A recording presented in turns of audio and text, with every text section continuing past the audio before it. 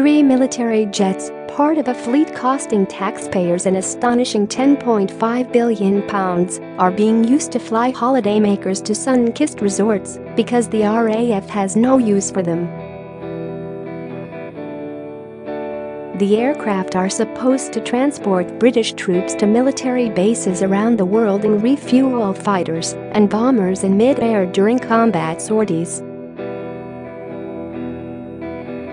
But a Mail on Sunday investigation can reveal that, while the cash-strapped Ministry of Defence shells out tens of millions of pounds a year for the planes, holiday firms Thomas Cook and JET2 have been using them to fly thousands of tourists to Majorca, Tenerife, New York and Florida.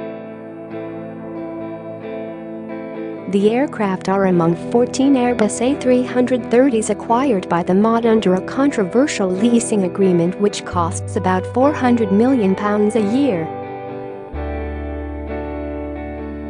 The deal with a consortium of aviation manufacturers called Airtanker allows the commercial group to potentially make millions more by renting up to 4 of the unused aircraft to holiday firms. Share this article shared last week. The Mail on Sunday boarded one of the planes in Manchester and flew with hundreds of tourists on JET2 package breaks to Tenerife. We also tracked 2 other RAF planes over the past week as they flew Thomas Cook holidaymakers from Manchester to New York, Seattle, Boston, and Orlando.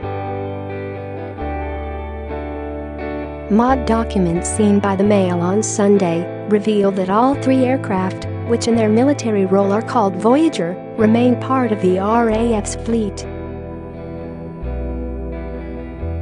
It is understood they have never been used on operations, although the MoD refused to confirm this last night. We can also reveal that the MoD is forced to pay more for any of the planes if they fly into war zones because Airtanker does not insure them.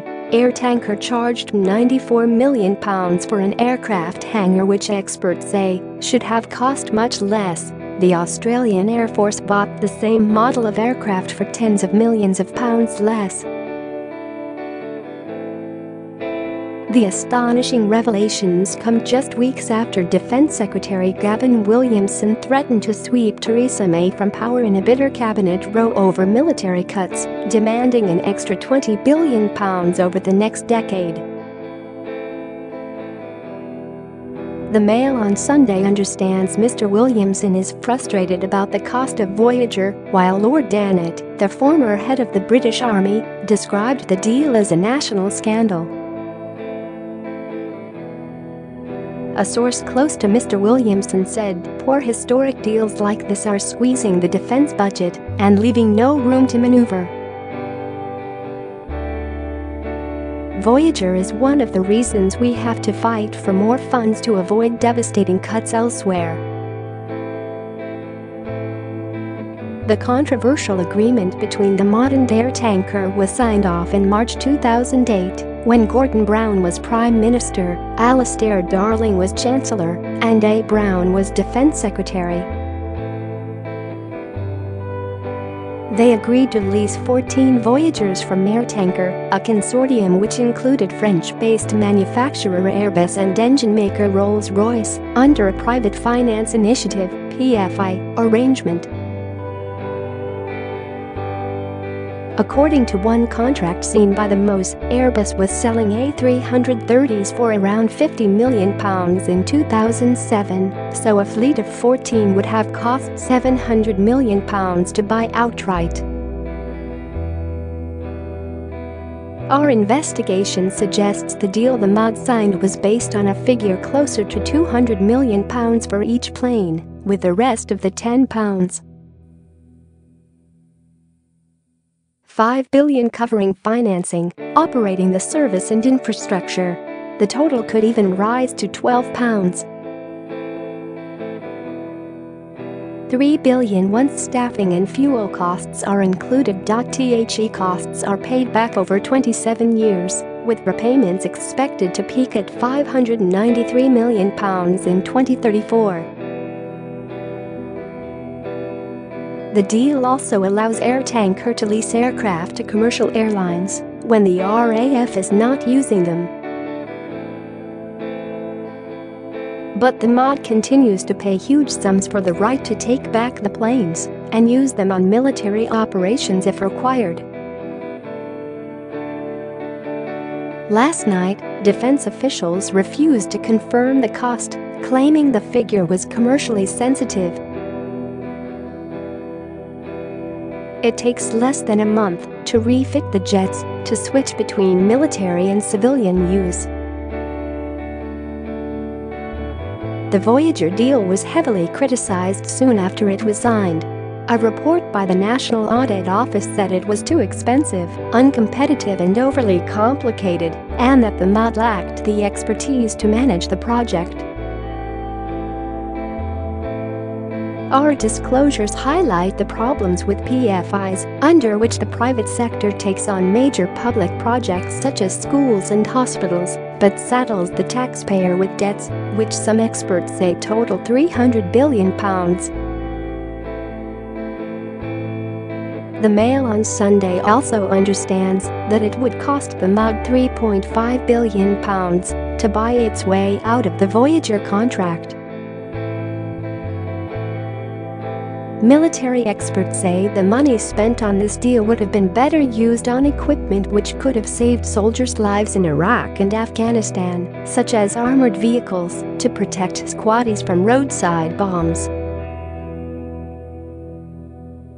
Last night, former Armed Forces Minister John Speller said, "The bottom line is that bad deals like this cost lives." Voyager has left the MoD so short of cash that troops have gone without top-grade equipment. They've also been paid less and been forced to live in inadequate accommodation. Billions of pounds have been wasted, and a private consortium has been able to cream off huge profits. It is unclear how much military service the Voyager fleet has seen, but some aircraft are being used as troop carriers to and from bases in the UK, Cyprus and the Falkland Islands. In April this year, a Voyager refueled tornadoes in the international mission to destroy alleged chemical weapons facilities in Syria. One of the Voyagers was also given a £10 million refit so it could be used by the Prime Minister, senior ministers and members of the royal family, including Prince Charles, for use on official long-distance trips. Prince William used it for a recent trip to the Middle East. As part of the deal, Air Tanker built a hangar at RAF Brize Norton in Oxfordshire for maintenance work.